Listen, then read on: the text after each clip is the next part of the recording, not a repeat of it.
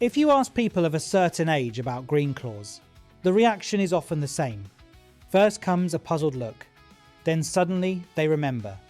The greenhouse, the owl, the riddles, and the mysterious plants that seem to grow almost anything.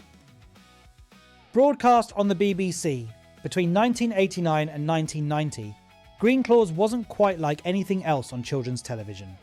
It didn't have fast-paced adventures or larger-than-life villains. Instead, it invited viewers into a world where unusual seeds could produce extraordinary results and where solving riddles was just part of a normal day. At the centre of the programme was Greenclaws himself, played by Nick Mercer. A large green creature living in a greenhouse, he looked as though he had wandered out of a storybook and decided to take up gardening. Despite his appearance, he was a gentle and friendly character whose greatest talent was growing remarkable plants from his collection of fabulous seeds. Each episode followed a familiar routine. Iris would arrive at the greenhouse and join Greenclaws in planting one of his special seeds. The pot would then be placed inside the Riddle Tree, a mysterious tree with a secret growing chamber hidden inside. Once the plant was ready, Owlma, a mechanical owl, would signal that it was time to answer a set of riddles. Only after the questions had been solved could the tree be opened to reveal what had grown. That reveal was the real attraction.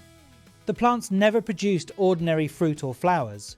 Instead, they would grow something unexpected, setting up the story for the rest of the episode. Part of the fun was never knowing quite what the next seed would create. While the plant was growing, Greenclaws would often tell stories about members of his extended family, accompanied by illustrated sequences. These tales added another layer to the programme and helped make Greenclaws' world feel much larger than the greenhouse itself. Music was another important ingredient. Each episode included a song, many of them written by Hilary James and Simon Mayer. Rather than feeling squeezed in, the songs became part of the programme's identity and helped give it a distinctive atmosphere. The theme tune was equally memorable, celebrating Greenclaws and his amazing plants from the very first notes. Looking back, one of the most unusual things about Greenclaws was its appearance. The title character was unlike anything else on television at the time.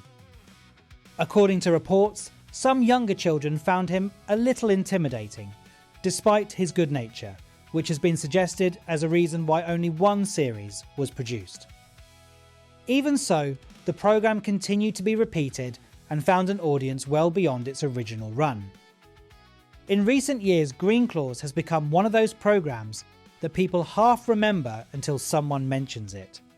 Online discussions are full of viewers recalling the Riddle Tree, Owlma's calls, and the excitement of discovering what each seed would grow into.